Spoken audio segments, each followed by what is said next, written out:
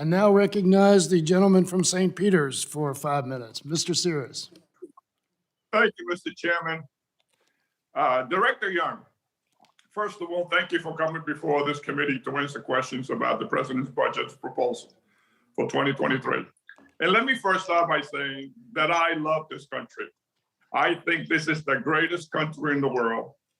I think that there is no other country like this country, and I am eternally grateful for the opportunity to have come to this country for me and my family.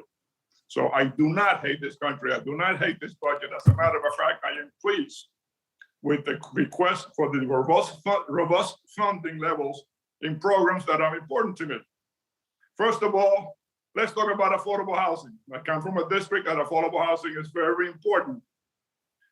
Director, do we have an increase in there? Not only do we deal with the demand issue through increase in vouchers, we have a $50 billion mandatory proposal that ensures we deal with the lack of supply many communities have. Thank you. Do we have an increase for security of communities with police? $3.2 billion, including a $300 million increase for cops, as well as a $30 billion multi-year proposal to deal with community violence. So that goes along with what the president said. There is no cut in policing, right? There's an increase for policing. There is an increase. Thank you very much.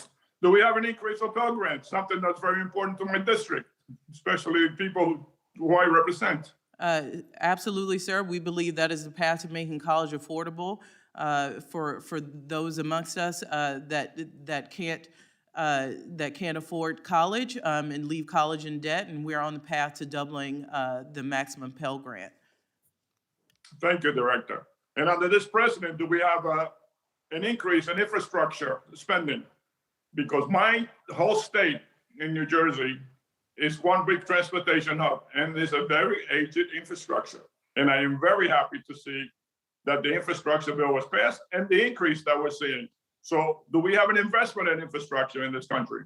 Yeah, we continue our investments through increases in Department of Transportation, 6% over the 21 levels, the Department of Housing and Urban Development, and some of those investments in the housing supplies we've talked about.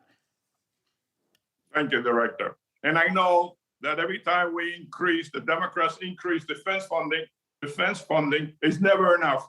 But do we have an increase in defense funding spending in this bill? The Department of Defense would see a 4% increase over the omnibus level. But obviously, when it's the Democrats that increase, it's never enough. And I have to ask you one more question, which is important to me.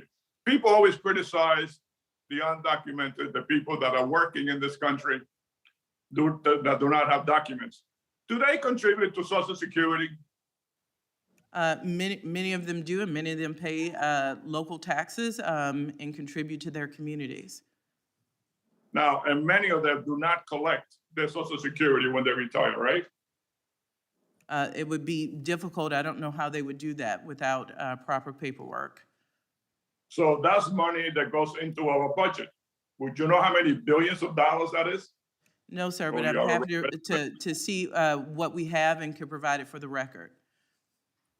Yeah, I would appreciate if you would do that, because I know it's as much as $9 and $10 billion that they never collect because they either go back to their country or they're just not allowed to collect it.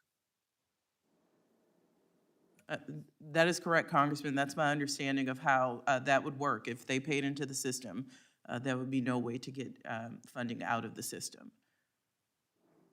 Well, I just want to say thank you for this budget. Thank you for you being here so we can ask you all these questions. I'm sure that in your 26 years of work in this field, you have developed enough experience to be called Director of the Budget Office. Thank you. Thank you. The gentleman yields back. Per our agreement with Director Young, the committee will recess briefly. Without objection, the committee will stand in recess subject to the call of the chair. I request that members return at 12:30 p.m. so the hearing may proceed.